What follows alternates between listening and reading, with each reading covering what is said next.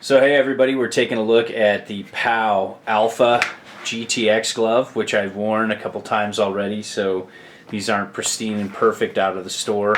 They got the little leash thing going here, which isn't bad at all. Great idea. Actually, I wish this was like a smaller little thing to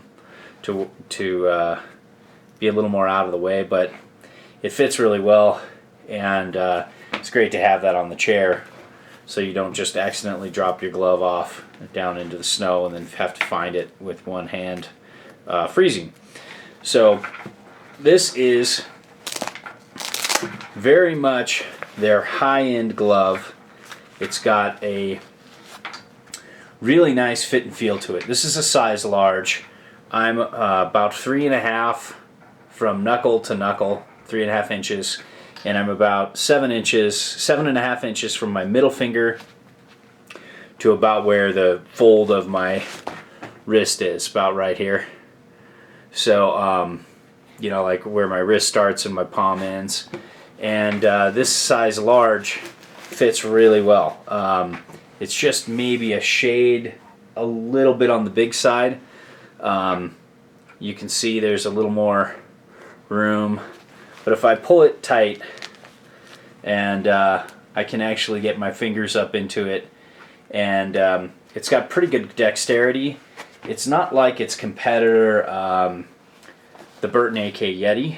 That just has a really tight fitting, really dexterous feel. This has a little more room in there, but there is definitely some advantages for this over the Yeti too. This has goat leather or goat skin, and it's a softer, better all-around feel, I think.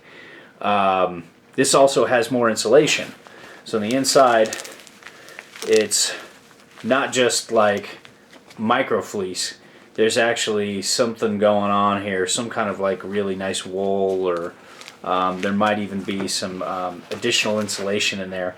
And I've taken this out on some pretty cold days so far, and it feels really warm. I run a little bit warm to start with, but this is, I've never needed more. I've only been out, like the coldest day so far was like 20 degrees with like 50-mile-an-hour winds, and so I don't know what the wind chill factor is, but it was definitely less than 20 degrees with the wind chill factor, and these were fine for me. I'd say for the average rider, these are great. There's also enough room to put in, to buy a different liner, to buy a liner for your glove, and put these gloves on over it. So these are kind of more of a one glove solution. They also have a little pocket here, which is really cool for two things: for venting, or for putting in a little heater to keep your gloves a little warmer. There's just one adjusting thing here, and it holds pretty tight around your wrist. It's nothing, you know, nothing special, but I leave it loose because I take my gloves off and on a lot. Love the pitted grip. It's what the NFL wide receivers use to catch, to help catch better passes. They all wear these gloves when they play, and all in all, this is a great glove. I love having this in my quiver.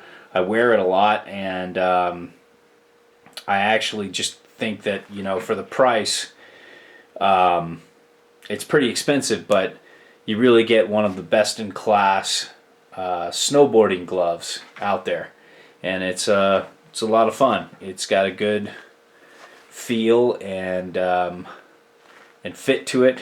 It's got the snot absorption pad, really long snot absorption pad, just a little bit longer than the Yeti. Also, you can see the Yeti's a little longer for powder days. This is a little shorter, but if you got a good jacket or you know, sleeves that go under, I've never really had issues with a short glove in powder days. But if you find yourself with your hands down in the snow a lot, maybe you might want a longer cuff. But other than that, this is a great glove. Really like it, and going to be using this a lot this year. Hope that helps.